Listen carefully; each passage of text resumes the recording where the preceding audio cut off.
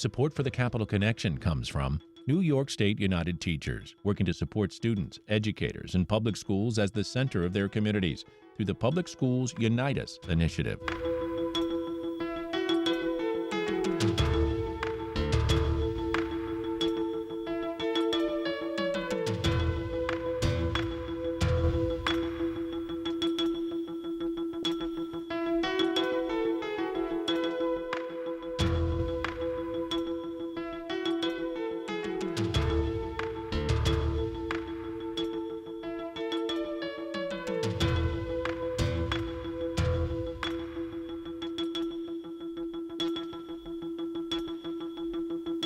It's the Capital Connection. Hi, I'm David Gistina. Joining us this week, Republican New York State Assembly Minority Leader Will Barclay. He's from the 120th District in New York. Leader Barclay, thank you so much. Well, David, thank you very much for having me on. I always enjoy doing your show, and I think we talk about a lot of substantive issues, and hopefully your listeners enjoy it too.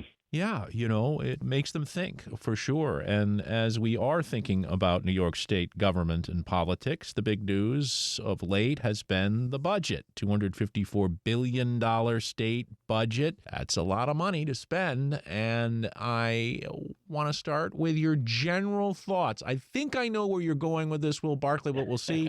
Your general thoughts on the budget itself. Well, let me say this, and we'll talk a lot about the budget. The process was better this year, believe it or not, even though the budget was late. I think the latest it's been in a decade. We're over a month late on it.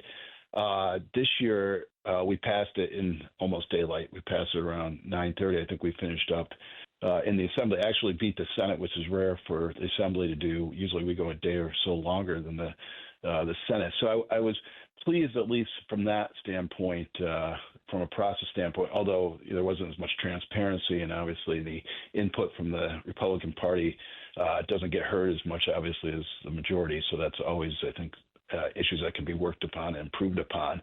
The budget itself, as you said, it's a huge, massive $254 billion. That's $13 billion more than last year. David, I may have mentioned this to you before. I started here in the Assembly a long time ago, but not that long ago, and it was $78 billion when I started. So we've gone for a little over 20 years. We've gone from $78 billion to $254 billion. In the last 5 years alone, I had my staff pull this statistic. It's increased $77 billion, or 43%. So, we've been spending like drunken sailors. I think that cliche works. It's very accurate. And the alarm bells I've been trying to set off is, this is great right now. It's fun while it lasts, but this is not a sustainable system. And at some point, this is going to have to be reined in, or we're going to have to face, some very serious consequences. Will Barclay, I can hear your argument now because so many, even on the Democratic side, are concerned. I mean, you have what is massive cuts from the federal government, and we've continued to spend here in New York. It just seems to me you're going to end up in a special session in the fall, and they'll be cutting that will have to take place then. Yeah, I would have hoped, and I actually mentioned this to the governor, that, let's show some constraint in our spending now instead of saying we'll have to come back and, do mid-year cuts. Why not show just some constraint? And when I say, everybody runs around and says, well, we can't, what are you going to cut? What are you going to cut? I always say, we don't have to cut anything. What we have to do is just slow the growth. For instance, in school aid spending, we have 7.3 fewer students than we did 10 years ago, 192,000 less students, but our spending in education has gone up 61% during that same time. So again, I don't think we have to go crazy and cut, bare the bone right down cuts, but what we ought to do is really just slow the growth of spending. We can't do 5 to 10% increases every year. Well, what about this process you're talking about? You say it was better, and yet transparency is still an issue. You have Senator Skoufis, a Democrat, who's gone directly after the governor, saying it's a big power grab, that she wants more executive control, and she's cutting out many of the legislators in the process. And they even want to do a constitutional amendment. Doesn't look like that'll probably happen in the Senate. But what do you make of that? Well, I do find that dangerous, and I've learned my lessons from the past dangerous to how much power the governor has in the budgetary process and what we gave her to actually make unilateral cuts throughout the year if need be. You recall we gave a lot of power to Governor Cuomo during the COVID era, and I think, hindsight, I think that was a mistake. So I think we should have learned our lesson from that and not provide all this power. But in New York, the governor does have tremendous power during this budget process, and particularly when the budget's late. She could, if she wanted, to start putting policy in any of the budget extenders and force the legislature to make a decision whether they want to, keep government running or accept her policies. David Patterson did that a number of years ago. Fortunately, the government did not do that, but I'd be open, to making a more balanced process, giving the legislature some more power. The problem I have, of course, is the governor tends to be a little bit more conservative in the budgetary process versus the legislature. So you give the legislature too much power, I think we're going to continue on with some of the spending woes that we have. So I'd like to see, I guess, what exactly is being proposed in a constitutional amendment before jumping on board and saying it's a great idea. Well, and I mean, on the national level with Doge, isn't that also a bypass of the legislature in an attempt to cut spending? Well, yeah, it depends on what you call that. I mean, they would claim that's, fraud and waste. I don't know if you need the legislature to always, get back on and say you can't cut this. This is fraudulent. And I think in the national, I think they give the executive branch like blocks of money to spend how the executive seems appropriate. So, I don't necessarily think that's an apples to apples comparison. Well, let's just stick with just a moment the flip side of the inevitable special session we just spoke about, because the governor came out and said, and I have the quote here, "I have to be honest with everyone in the state. We've already lost $1.3 billion in funding from the federal government under the Trump administration. I expect we're going to lose more," she said at a press event in Syracuse. "I can't stand here and commit that we're going to be able to backfill every dollar that's lost from the federal government. So I encourage the delegation, everybody who lives in this region and represents this area, to really fight hard in Washington to try to get that money back." Now, everything is in a political context here. How much of these moves are meant from the Democratic side, Republican Will Barkley, Assembly Minority Leader, to hoist this all on the Republicans? In other words, we're going to put out a $254 billion budget, check every wish list we have, and then when the mean old Republicans come along and cut things, we can blame them. Right.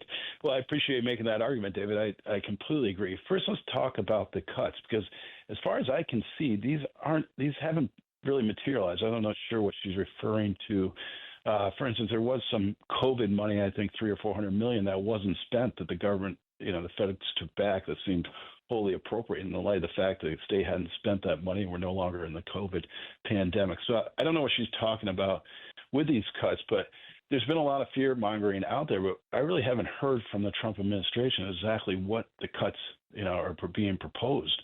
In fact, I don't know if there are many cuts at all in the proposed federal budget. So some of this, I think, is directly, you're right on target, is the fact that this is more fear mongering and political rhetoric coming from the Democrats trying to blame Trump, for these when they really haven't materialized yet so far. I'm not saying that's not possible. They could come into existence. I mean, we spend a lot of money on Medicaid, for instance, and I could see some reform ultimately there that may cause New York to lose. That's huge, isn't it, Will?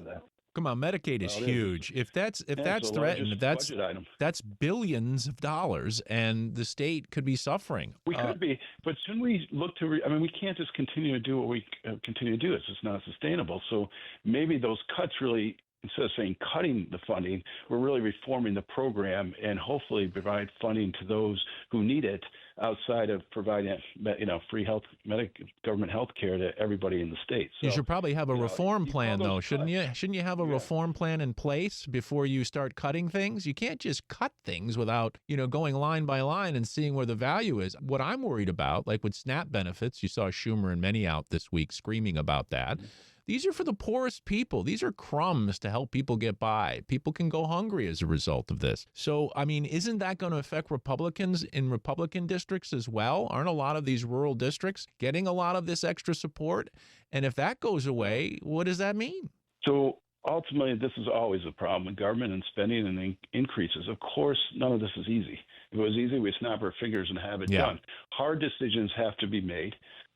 Some government programs, I would submit, many government programs are very inefficient and don't actually end up achieving what they're supposedly supposed to do. And I think Medicaid is a good example of that. We provide, we have the highest Medicaid spending in the country. We provide more benefits than any other program in the country. So maybe we got to look at ourselves and say, how can we be this far out of whack with, the rest of the nation? And there are hard decisions. There's no doubt about it. And people probably will not be able to get, if you're really serious about reform, some people that maybe shouldn't be getting the government's largesse, there will be consequences as a result of that. But I just think it's important that we couch this as reforming the system, because everybody hears the word cut. And again, that sends shivers up people's spines. But even, as I said at the beginning, even if they slow the growth of the program, I think it would be incredibly helpful. What I worry about, Will Barclay, is throwing the baby out with the bathwater, that there are legitimate people who have legitimate needs, whether it's a child with a disability, for example, or something like that suddenly this program is cut and they have nowhere to go. I mean, you have real problems in our society that get handled by a lot of these government programs. And when that goes away, then there's problems out in the streets. And, that comes back around, right? That comes back around in higher crime rates and other problems that develop, homelessness and everything else. If we're not trying to deal with the problems that are growing, and we're going to cut them for, again, what would be perhaps a smaller percentage of fraud and misuse, then aren't we throwing the baby out with the bathwater before we come up with what you're calling, a reform plan? Right. Well, obviously, I'm sympathetic to some of those. We want to help our neighbors. We want to make sure those in need can get the help. But, we've been doing this so-called Great Society for a number of years and continue to increase spending, nationally and the state level. And these problems don't seem to go away. So, again, I think if you look at it as a reform and not as a cut, maybe we can get systems in place that work better than the system that we currently have now, just in a broad sense. All right. Well, let's go on to a major issue that made it to the budget this year and where your Republican conference is on this. The issue of discovery. Remind our listeners what that is and what was worked out in the budget. So a number of years ago, under the guise of criminal justice reform, they put new discovery requirements in that really require DAs to provide relevant, I think it's even the term, relevant information to the case to defense attorneys, and they had to do it within a certain time period. As a result, this turned into be, I guess, a bigger deal than maybe when it was first initiated or thought was going to happen, and the DAs are having difficulty complying with this rule. As a result, a lot of cases were being thrown out under a speedy trial violations because the DAs just couldn't satisfy it from a paperwork standpoint. So this tried to tighten that up a little bit. The DAs of New York City had an agreement basically with the legislature. I don't know about the DAs statewide, but it would allow essentially them more time, and the information that they have to provide has been limited to some degree, so it's easier for them to comply with these discovery laws. That's about the best I understand. I have talked to a number of ADAs, NDAs from around the state. Some are happy with it because they think it's a start, but they'd like to go much farther than what's already there. I think they'd like to repeal the whole discovery laws that were enacted, but that's not probably realistic. So, in my opinion, this was better than nothing, but I'd still like to see some reform of the so-called criminal justice reforms we did in the past, like bail and raise the age, those types of laws that I just don't think are working. They don't work for the community. They aren't working for, obviously, the victims of the crime, and I don't think they work necessarily even for the people committing the crimes, too. So it was a start, though, and I'm happy.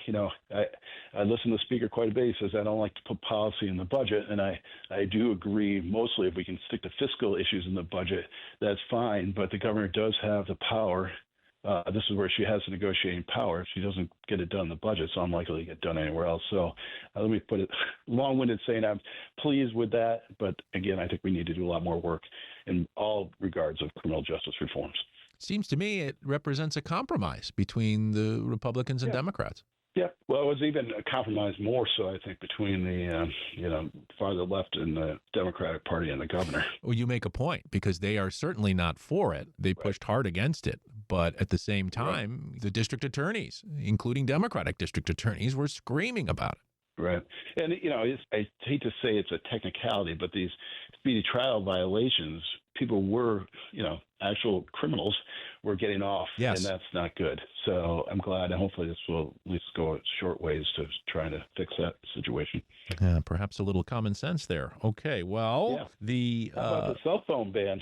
that's That's one exactly that right. was a good bipartisan one that actually I think almost everybody agreed on. Well, yeah, and there I was this mean, you can bell-to-bell ban in schools. Yep. And, I talked to a lot of school districts, a lot of parents about this. I was kind of torn about, I thought a cell phone ban was good, but I was thinking maybe just in class. But I think it's probably cleaner now just getting, cell phones out of schools completely. So I think this was a good policy. I think New Yorkers, I think that polls something like 60 or 70% of New Yorkers agree with that. So there's one, we got a complete bipartisan support by both Democrats and Republicans on that issue.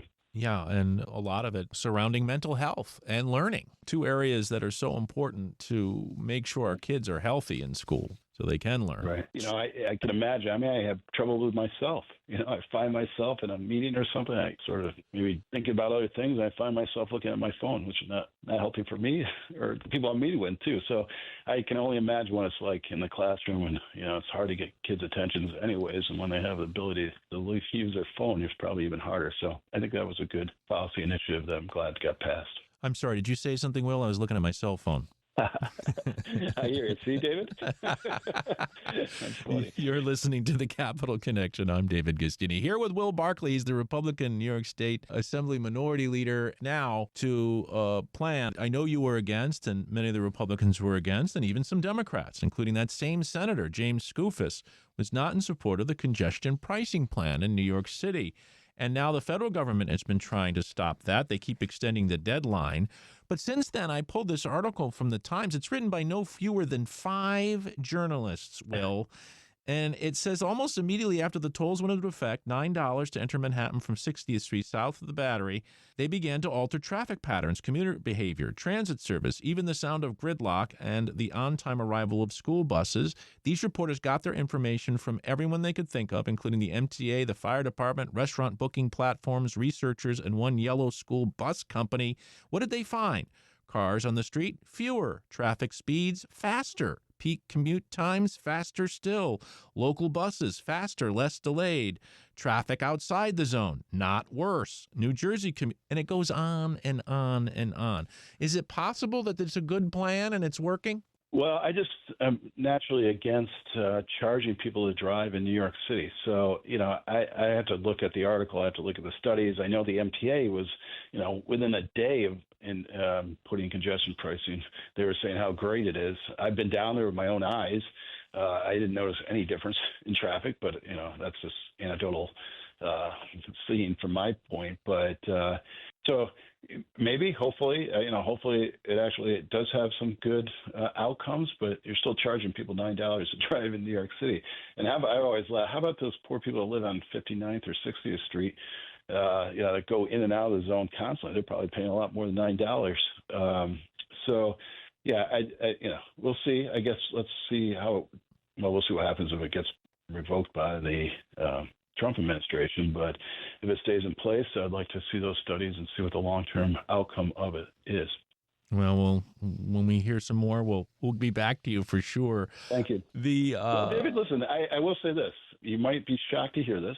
I have been wrong on things in the past. I don't think I am on congestion pricing, but for instance, indoor smoking ban was one I voted against, a piece of law, and I'm happy that it is now law. And you can't even imagine going back to those days. So I know it. On rare occasions, even I get it wrong. So that's pretty good. I was wrong once, Will, but then I found out I was mistaken.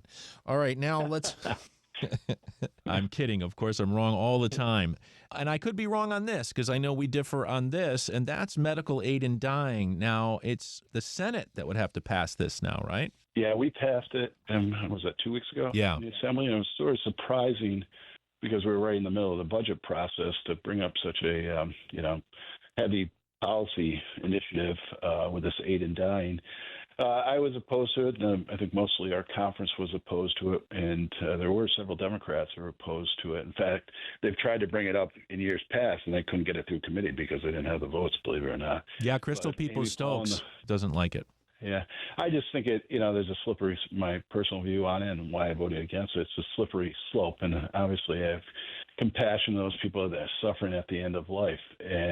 But we've seen euthanasia in other countries and the expansion of it. And I think that's where I get concerned, the danger of that, first it's, for terminal illness. And next thing you know, it sort of slides into what's exactly an illness. Is it mental illness? And I just think it's inappropriate for the government to legalize this. And frankly, I think in real life, I don't know how I say this delicately, but there are end-of-life options out there that are being practiced, even currently.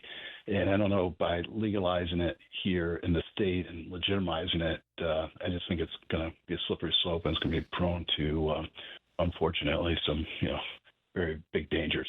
The only thing I'll add to this, Will, is that they've spent 11 years trying to get this legislation passed in New York. 11 years. And each time they've come through, they've tried to deal with the objections that you've mentioned. And so this would be harder to take advantage of someone, certainly based on all the safeguards they have placed in the legislation. Right. Again, that's been going back and forth over 11 years. And, I just like to think of my cat, Olive, who was very sick and suffering. And, I could have the vet come over and relieve her pain and didn't have to continue to suffer for no reason when we have the medications to make it possible. Right. But it is also, to me, a really good lesson in how long these fights can take in New York, right? I mean, we're talking about years-long processes to get things done. I agree with you with this legislation that they have tightened it up so the risk of abuse is probably less than it maybe was whatever the initial bill was that was introduced. So I agree with that. Other than now, there'll be another fight where they want to expand it. So maybe not under this law, but there'll be compassionate care too, and they'll be looking at. That's where I'm talking about a slippery slope. I think and again, there is evidence of this happening in other areas of the world, Canada and some places in Europe, where I think it's now gone too far. So I know I have to be mindful of that, and I'm going to continue to probably push back whenever I see that happening. Well, Barclay, what do you make of some of the machinations now with a coming gubernatorial race in New York? We're seeing more than ever Congresswoman Elise Stefanik from the North Country, the Republican who was going to become UN ambassador. That was pulled at the last moment. She now seems to be hinting she's taking a real serious look at challenging Governor Kathy Hochul for governor of New York. And then also we've seen President Donald Trump basically endorsing Bruce Blakeman from Long Island and Congressman Mike Lawler, for their current positions, seeming to indicate they, who have been rumored to want to run for governor, shouldn't. Well, I one thing I take, and I think now most New Yorkers know it, is Governor Hochul's poll numbers are in the tank. And so I think the Republicans look at it and we see this as a vulnerability and think that it would be great that the Republican could finally take back the governor's mansion after so many years of Democratic control. So I take that as a very positive signal. I think any of those people you mentioned are going to make great candidates, and I think they'd be great governors. So I'm very heartened by it, because in the past, I think some people said we're never going to win the governor's mansion and it's not worth us trying. But here you got three very qualified people that are willing, hopefully, to risk a lot, give up their current positions, and run for governor. So I just think that's a very positive signal for Republican Party in New York State. And whether it's Stefanik, whether it's Lawler, whether it's Blakeman, I'm happy that all of them are considering it. But with someone like Stefanik, who has really embraced the MAGA label, do you think that's a wise move in a more blue state like New York, or does it have an advantage in itself? Well, generally, I don't think you're going to be able to escape that if it's a negativity, which, sometimes it is in New York. But the Democrats, I presume, are going to label anyone a MAGA candidate. So I don't think whether it's more moderate members run versus a more conservative, I don't think it's going to make a difference, because I think they're going to be painted with that brush regardless. All right, now that's a winning strategy.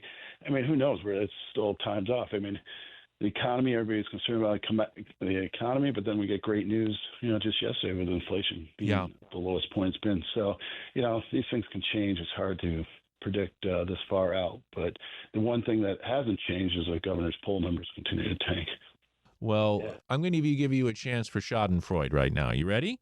Talk to Yeah. me about what's going on with the lieutenant governor, Antonio Delgado, and the rift that has been created with his own governor. Yeah, I mean, I would be interested to hear anybody's opinion on this. I don't know what his strategy is. If he was looking to run for governor, didn't strike me as the best way of going about it. I don't hear much now in the news, so he's kind of faded. He probably would have had a better post to continue on as lieutenant governor, but I guess if he's not really getting along with the governor, maybe that he just said it's not worth it. So from a political perspective, I don't know what he was doing. If it didn't make sense to me, if he wanted to run for governor, he's certainly now locked in. He can't really run for Congress because I think where he lives is already a Democratic congressional congressman. So yeah, there's obviously some history in New York State, both on the Republican side and the Democrat side, with the governor not getting along with their lieutenant governors. So this is not far from being unprecedented. No, but it's quite something to say, I'm not going to run, and then for them to come back and say, well, we weren't going to have you anyway. It's Right. very public spat. So, well, Will Barclay, another show has flown by. Just like that, we're out of time. He is the New York State Assembly Minority Leader, William Barclay, and I can't thank you enough for joining us to talk about, from your perspective, what's happening in New York State government and politics. And you can bet I'll be finding you again for another conversation. I hope so. Thank you, David. I always enjoy being on your show.